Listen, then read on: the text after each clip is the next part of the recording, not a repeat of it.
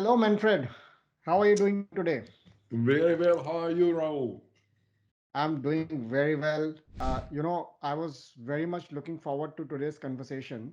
I'm hoping to cover two important tenets out of the 10 tenets of effective leadership. And those two are for me, they are very, very important. I have found just the awareness about them to be absolutely critical in my professional life. So far, I have really benefited just being aware of these two tenets.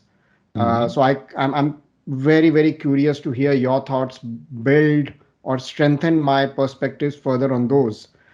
So these two are, we are going to talk about mastery of influencing and sales skills and enhanced emotional and social intelligence. Uh, Two of the areas I would say around which a lot has been spoken about, but whenever I learn more about them, I become better as a professional. So that's the reason I am really looking forward to hearing your thoughts on both of these. There is certainly a lot to be learned and a lot to be done. Yes, there is also plenty of literature around, and yeah, well, look, if you think about as a leader, as a business owner, as an entrepreneur, you are always in sales mode. You are always in sales mode. Yes, You yes. you need, in essence, you need to sell your ideas. You need to sell how you would like to progress to either to your own people, to your team, or to an investor, or to a customer, or to a vendor. You're always in sales mode. And when I say sales mode, I don't mean the,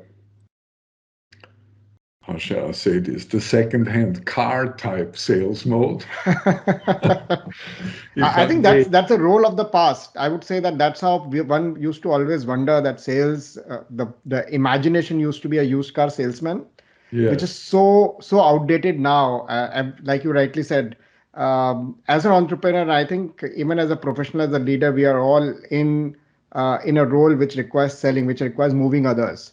And sales is about moving others. Sales is about influencing and moving others. Um, Absolutely. so I think we Absolutely. all need to revise our visualization of what comes to my mind when we think of sales, because it has become an integral part of almost every other job. Not only entrepreneurs, I would say, but yeah, for entrepreneurs, like you rightly said, it is even more important to realize the importance of influencing others and moving others, because Mhm. we are always either selling to a customer, to an investor, to employees, to people we want to hire. It's always like you rightly said. We are always in that mode. If we talk about influencing, we talk about engaging people, Hmm. making them part of something, helping them to buy into. Ideally, whatever we'd like to see, what we'd like to see to be realized, you want to get the people involved, no matter if it's a buyer, if it's a vendor, if it's a investor, or if it's your team, your employees, your co-workers. You want them, in essence, to own whatever that direction is.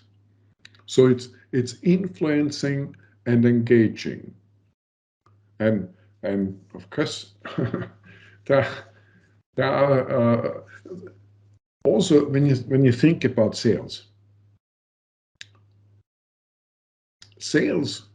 is really, or in itself is the I'll call it the buying selling process. It's two distinct processes that have to fall into place in a coordinated fashion. And that's the task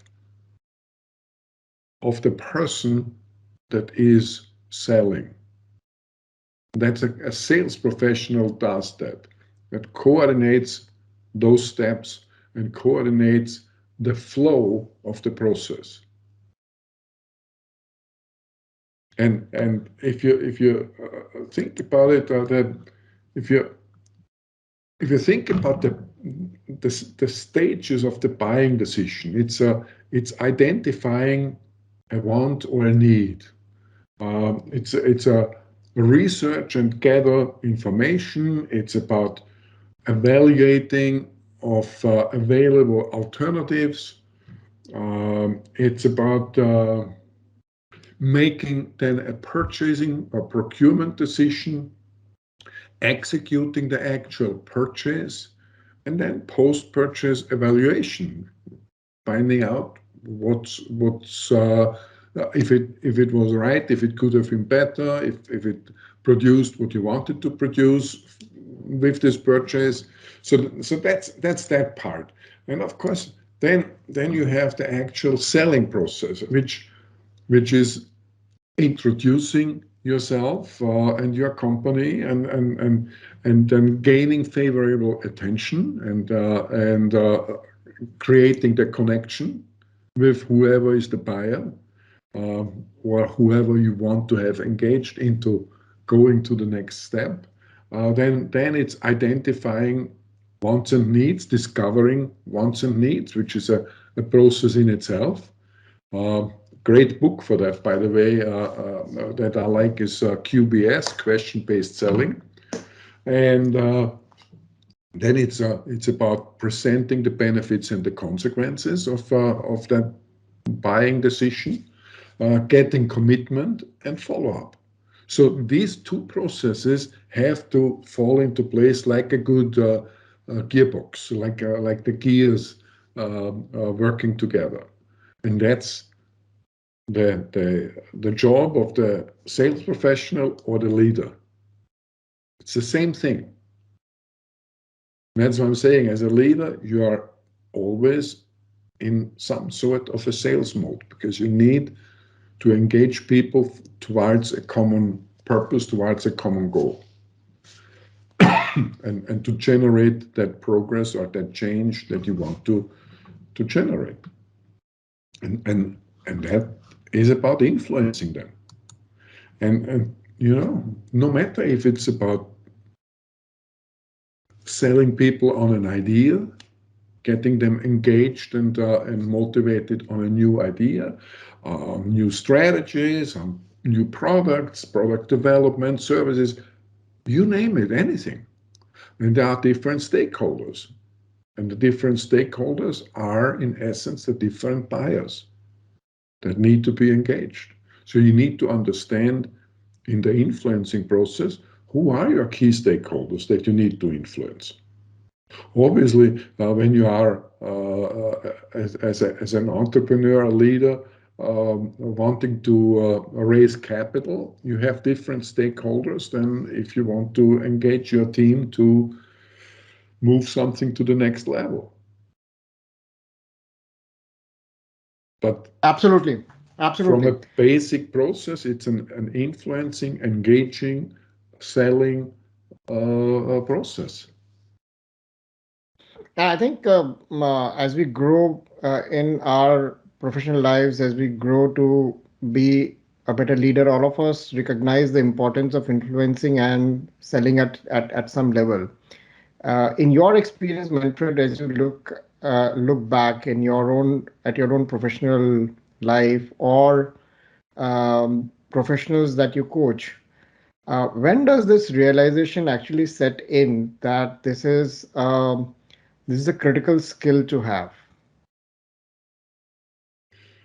To be honest, that comes very, very early in my conversations, at least. Because look, if you think about when you think back when we started our little discourse here, leadership is creating results through people. Hmm. What does that tell you? It's through others, which Through means others. you have to influence others. You need to communicate. You need to interact in a certain way. You need to engage them. It starts there. But the powerful thing, and I don't know if you have heard these stories as well, but people sometimes say, well, he's a great talker. He should be in sales. The reality is the opposite. Right. when you want to become a good sales professional or an effective leader, the most important thing in my book is learning to active listening. You don't learn anything while you're talking. You don't find anything out when you're talking. You really gather information and gain feedback and gain insight when you listen. Because then you trigger that listening with the right questions. Because that's where you get then this interaction, and with your questions, you can influence into any direction as you want. Hmm. This actually ties in beautifully with uh, the second part of what I wanted to ask, which is while the realization comes in pretty early, I can say for myself, it also came in early that this is fairly important skill. Uh, Not only results need to be produced through people, but we are more often in situations where we are not in complete authority to get things done just by stating. And that's where the realization part kicks in early. I think the second part of the realization is realizing that I'm not good at it. While this is important, I need to really learn. And that's where my second part was part you already partly answered in that the way I used to think about influencing, you structured it very nicely. I think one core component is active listening because unless I start listening, I would not be able to go to the next step, which is asking the right questions.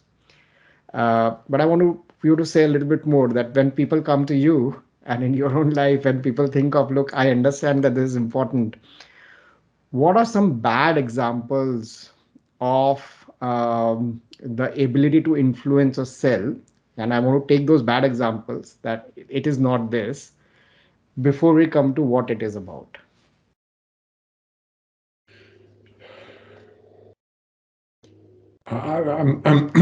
Well, you can see when you talk with people, when you interact, and look, it's all about how we interact. And if you back to creating results through people, half of it, as I mentioned at an earlier stage, half of it is self leadership, and the other half is leading others. And the leading others is through interaction, through communication, through engaging, through all the steps, through creating an environment of accountability, through creating a motivating environment. But all is really based on how we interact, how we communicate, and how we get people on board, how we get them into the loop, into the movement, into create a tribe. I mean, these are all different facets of it. But so when you see people in the interaction constantly interrupting, what that tells me is, first of all, they don't listen, and certainly they don't actively listen.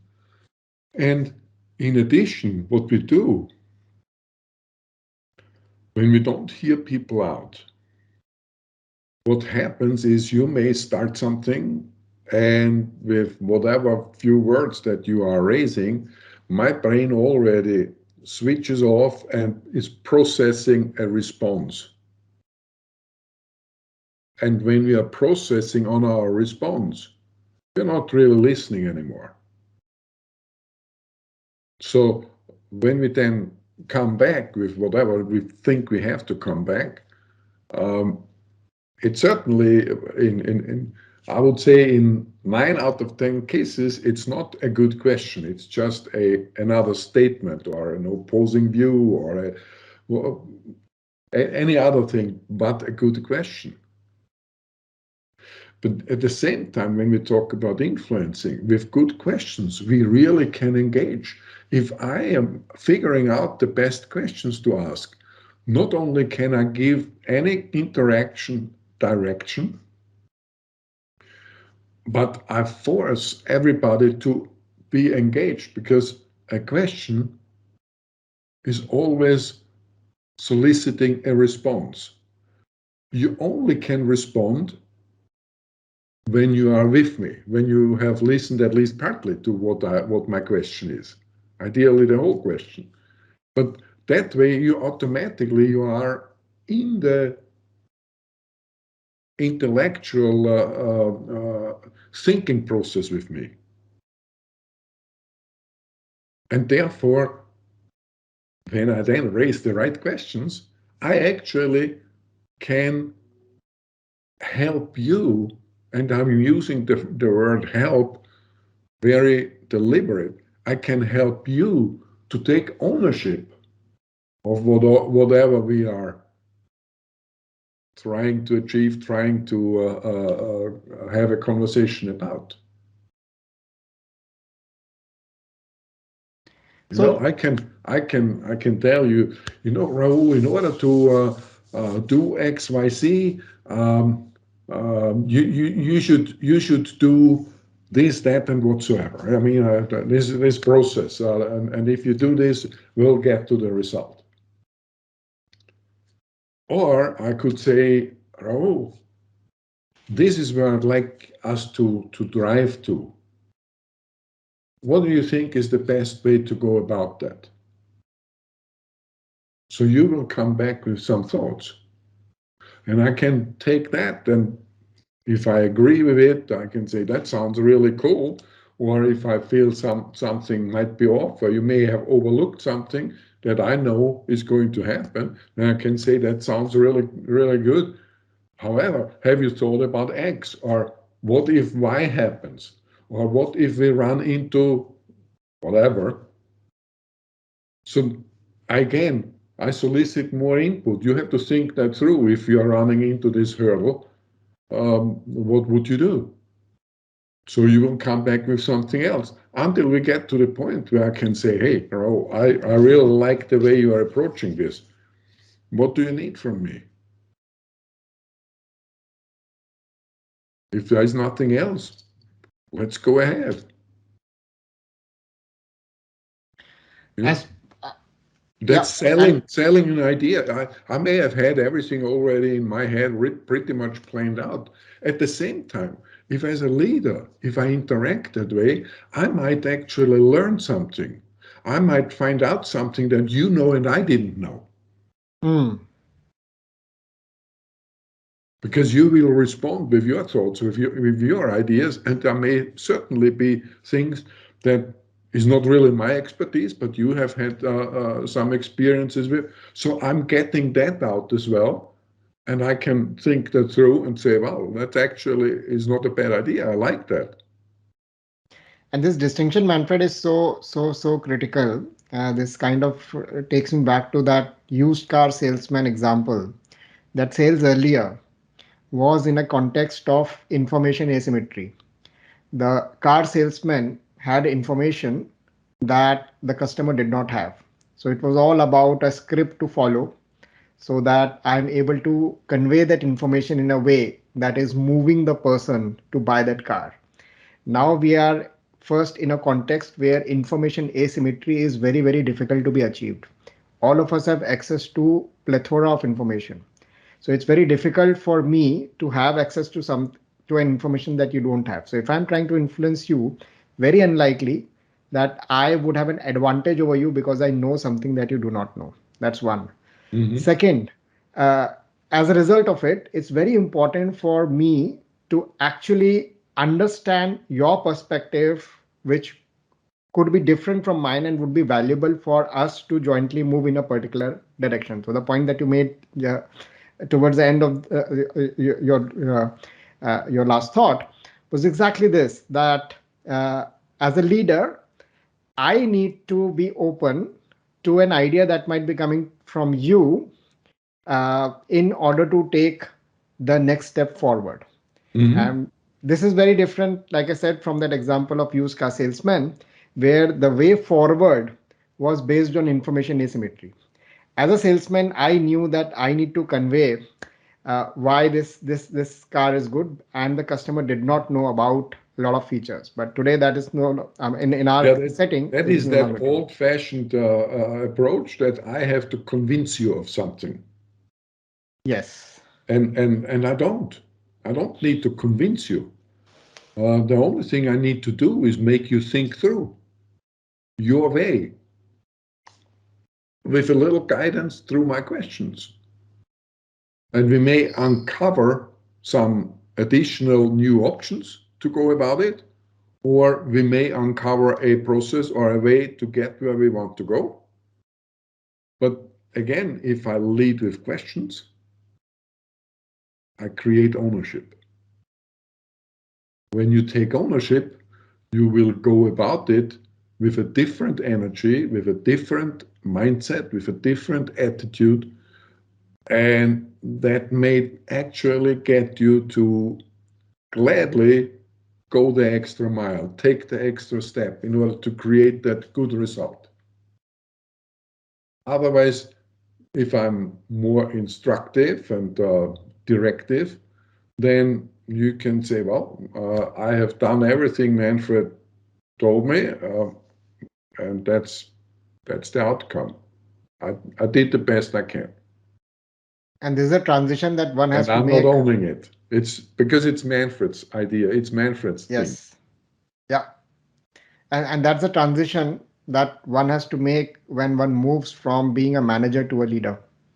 Because as a manager, I don't need necessarily to make you the owner.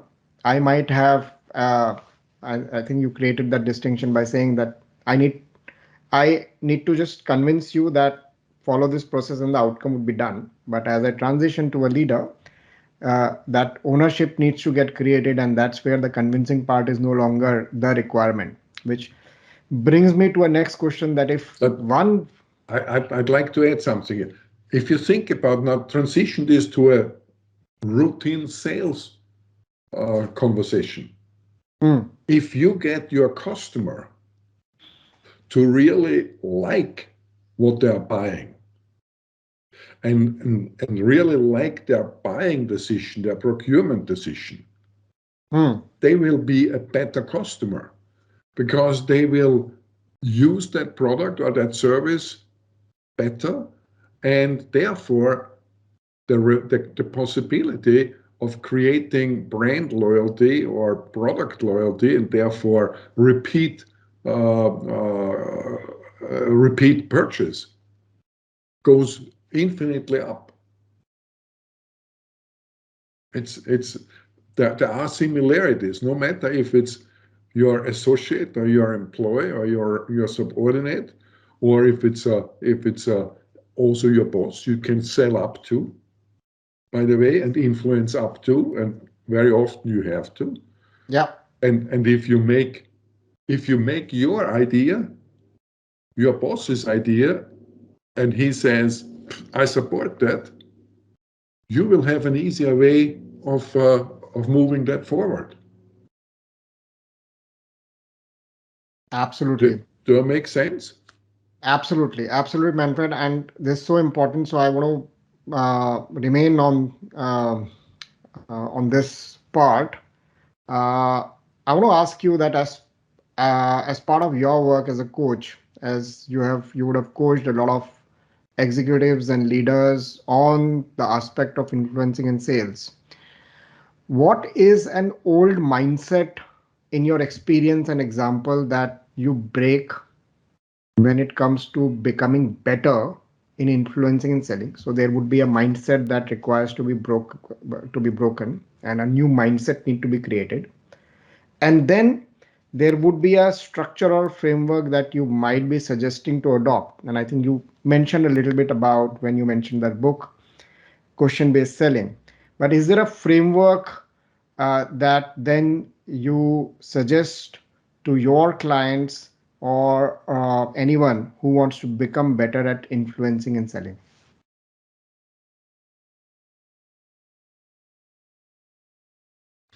I haven't thought of it in a process perspective. or to a kind of like a canned type approach.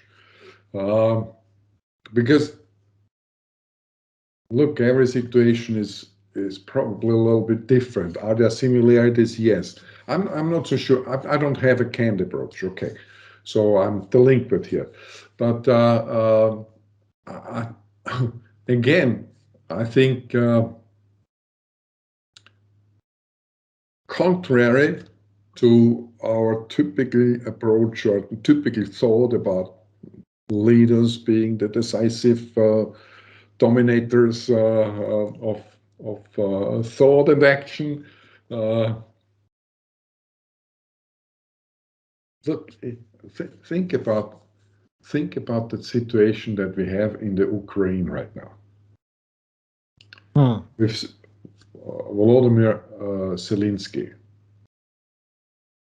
To me, he is a fascinating experience of a humble, dedicated leader. Now, this guy was a comedian. He is a trained comedian. That's what he did before he got into politics.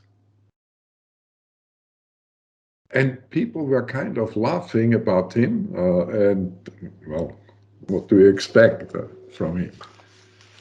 And in peace times, of course, he had more challenges to get things executed in a right way, in a cumbersome government environment that probably had its share of corruptive components and everything that comes with government. But he really rose to the occasion and is currently rising to the occasion. And what he does is think about the statement that he made in the very beginning when the US offered him basically an escape. And he responded, I don't need a riot. I need ammunition. I mean, that statement that he put forward, that's a humble leader that sticks with his people, that sticks with the cause. And he is still in Kiev with all its potential dangers. And he is constantly influencing. He is with what he tells the West, he is influencing his own people with. He talks to multiple stakeholders at the same time. And he has, to me, first of all, of course, he is, due to his being a trained comedian, a trained stand-up comedian, he is used to cameras, he is used to microphones, he is used to improvising. So there he has a lot of skill sets in his pocket that come in very handy right now. And he is using them absolutely fantastic. Coming back, but I don't know how to directly relate this to our conversation, but I think you can see in the way he interacts and he works his audiences of very varied areas of the society. He works that very efficiently and very effectively at the same time. And as a leader, you need to always think that whatever you say is, first of all,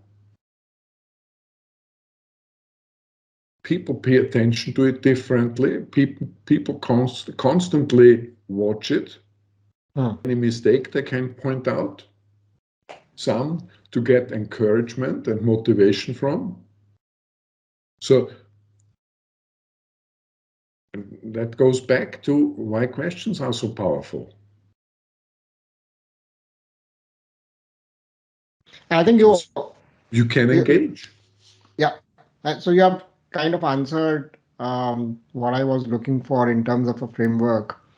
So to me, if I were to relate it to my own experience, Manfred, a lot of it is has been through learning by doing. So first failing at influencing others, then realizing that what you just mentioned, that it is not about convincing others. So answering my own question of what the mindset that is required in influencing and selling is the mindset to create ownership, which is breaking down that old mindset of this is about convincing. I know about something and I need to convince the other person about it was the old mindset. The new mindset is that how do I create ownership? So that is something that I learned by failing multiple times. I'm still learning to become better at it because that old mindset doesn't go that easily. A lot of times it Welcome is to the club. about that's, that's right. So a lot of times it is about I know something, and the assumption is that the other person doesn't know. So it's all about convincing about what I know. But like I said, the context has become so different. It is no longer about me knowing something that you don't know. It's also about self-awareness. You Hmm. know, recognizing I Hmm. don't really. First of all, I think it's important that we all understand we don't know everything. None of us. There is always something to be learned and something to be found out and something that you haven't recognized. Hmm. So be open to that and be open to that interaction, to that conversation, to that discourse that you have with somebody, that you guide with your questions to find out by the end of the day. Look, Ron, if you and I have already agreed we want to get to a certain point, and then we discuss and talk about how to get there. I may have a certain route to get there, which I think is the best, is the simplest, and whatever. You may actually have a little bit of different route to get there, and it will take you there in the same time and potentially at the same cost. I don't care then. As long as we agree we're going to be there at that point in time, at that budget, I'm more than happy to go your way. I don't have to insist that you take on my approach or my way. Of course, if I see anything that might be an issue, I will raise that. I'll say, okay, if you do that, you may run into XYZ situation. What have you thought about that? Or how are you going to deal with that if that happens? So I make you think through it. But if you have a good solution, all power to you. Go ahead. Let me know when you need something. Yep.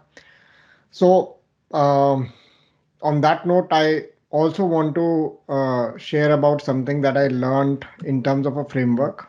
While a lot of it, what you said, can't be put in a box, and it depends on the situation. Two books that influenced me on this topic. One is a masterpiece called Influence by Robert Cialdini. Mm-hmm. Uh, the second one is To Sell is Human by Dan Pink. I think this is something that I mentioned in one of our previous conversations as well. And I like the way he created a framework to think of. And sometimes these frameworks are useful if I think of my own journey, and when I ask myself how do I become better at influencing and selling, I am looking at those initial steps. So that's where in my initial journey and even now, that thinking sometimes help me to introspect how do I become better. So let me share that. So Dan Pink specifically talks about the old ABC of selling was always be closing. And it used to apply in that old context when there was information asymmetry, because all you need to do is focus on the closing part. and you should always be closing in any conversation because there is information asymmetry. There is something that I know which you do not know, and I need to move towards the closure. The new ABC of selling, which is what the framework is about, is attunement, buoyancy, and clarity, which kind of fits into what you mentioned in this conversation so far as well. Attunement is, or the first step is about first being at the same level of wavelength as the other person. So, which is basically, it's not the feeling part that I'm talking about, but from a even thinking perspective, setting the context or understanding the your context, sharing my context. So that's where the attunement part comes in. That where are you coming from? Which, if it is about whether we should do project A or project B, I need to first find your context, your perspective around both of those projects before I even proceed further. Buoyancy then is about creating the same similar level of excitement, if I were to call it, around the alternatives which are there. And clarity is jointly arriving at the options by asking questions. So from a framework perspective, clarity comes in once there is attunement, the context is similar, once the level of excitement is similar. The third step then is, since the mindset is creating ownership, it is about how do we create joint clarity. And it is Mhm. not about then me convincing you, but it is both of us creating the clarity that what is the way forward, because both of us are trying to find the right direction. So that this framework of the new ABC, attunement, buoyancy, clarity, is something that I refer to. I have benefited whenever I used to ask myself, how do I become better at influencing and selling? And of course, underneath each of these, how do I become better at attunement? There are a number of other questions, number of skills, traits that I need to look at. How do I become better at creating buoyancy? Again, there are a number of questions, number of skills that I need to become better at. And again, how do I create better clarity? Again, there are multiple techniques. One of the favorite ones is by asking questions, and I love that approach over others. Very nice conclusion of the matter. Really good. I appreciate that. And not only you also create more options to choose from with this process Yes, to make the yes, best, ultimately the best buying decision or the best moving forward progression decision. If you have only one option, one out of one is not really an option, and it's not really a choice, because if you have only one option, you don't make a choice. Yeah, you make totally the choice agree. to go forward, but you didn't choose Yeah, what's the best way. yeah, So and that is something to explore and to think through. And if we are set on our mind and just want to convince somebody else to get basically think the way we think, then it's actually not very unproductive. totally agree. And it's that's where it becomes not only complex, I would say, but this is where this is an area where I think there is, for me at least, constant upgrade required, uh, because um, in many situations it is about discovering the solution jointly rather than arriving at what I was originally thinking. And uh, while it is easy to say it in this conversation, but being in that situation and having that awareness that uh, I need to be open to a different outcome than I was thinking of is the hard part. And I'm, at least I can say for myself, I'm constantly learning how to become better at that. And think about it now also from the concept of the leader or the business owner or entrepreneur. Sometimes we go about it in with a mindset. Okay, if I would only have four more people like myself that work hard and that understand what I understand and so on, four identical people, that would be four identical people too many. Because if you build a team, the most productive team is actually when each team member is different and therefore brings added context into the picture. And that's where then the leadership and the influencing skills and the communication and interaction skills come into play to get this multitude of options, of people, of minds on board to create the best solution together. That's enriching, but it's also, of course, more difficult. It's more Yes, it challenging. is. There's no It question. is.